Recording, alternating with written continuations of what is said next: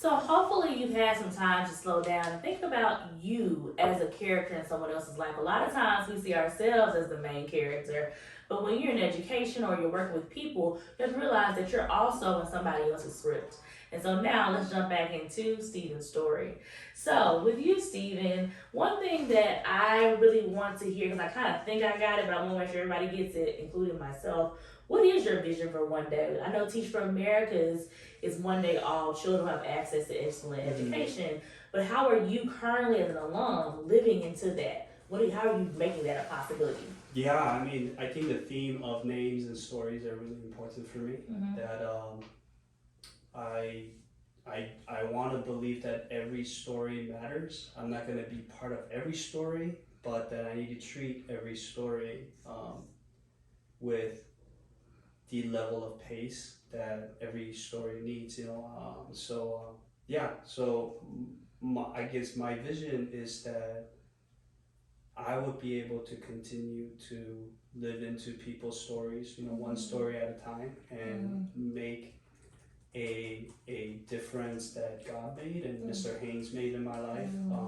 That I want to continue that because that's the way I've learned to love, and I believe that that's the way of life to the fullest. And so I don't only want to see me interjecting into people's stories, but I want to see the people that I got to be part of, them interjecting into people's stories, and just kind of trickle down, and one at a time, one story at a time, one name at a time. So. Exactly, and the more that we can know each other's names, we can see and value each other.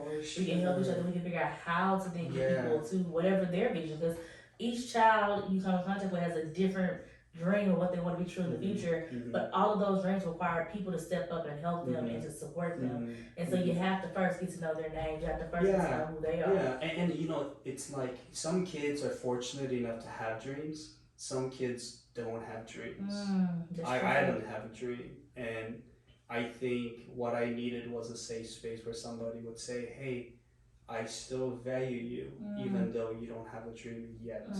But I dream that you will dream, And every student needs that. Yeah. And you as an individual teacher will not be able to do it for every student.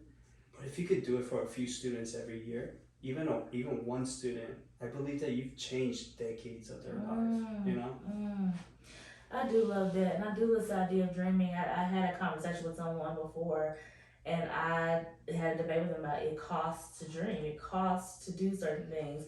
You don't think it's free. If you've seen a lot of people around you not let their dreams come true, or their light has been snuffed out, then you are afraid to turn on your light, essentially, unless someone says, I see you, unless someone hands you a candle or a flashlight or something that says, like, no, you can't. Yeah. I love it. I love it. I love it. I love it. So one of the things that we do in our episodes is we try to make sure that we honor and shine light on other people's identities and other people's experiences. And this month is ANHPI month. And so we want to hear from you, just how does that make you think about honoring ANHPI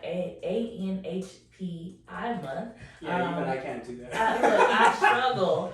But how do you think about honoring it, and how do we get to know the names of people that share that identity and those experiences? Yeah, I mean, stereotypically we're known to be very type A, very on it, and we're perfectionists and things like that, but some of us are not, and I think it matters that we are given an opportunity to be found out and discovered through friendships. But also as for coaches and stuff like that, my desire is that they would everything, including the individual, is trying to excel, but it's super hard, and that there would be somebody in their corner that says, hey, I know you have a high standard,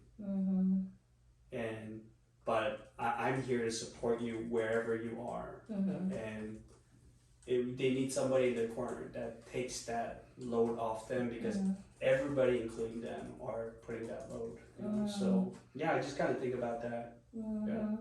Yeah, I think it's important we talk about Heritage Month. I think we had this with someone else come in naming that, like, at the end of the day we have to honor people, and it should be not just a month, but it should be every day we're doing the work of getting to know other identities, getting to know other people, supporting them, uplifting them. And so the month is just a reminder that this should be something you do every day. Every day should be a way of you engaging and lighten that load, but you can only lighten the load once you get to know people 100%. and know their names and know who they are. And yeah, I agree with you. I think there's so much prejudice and stereotypes, and like we could live such a international life if we're willing to open up our homes and our hearts towards people who are different. You know? Yeah.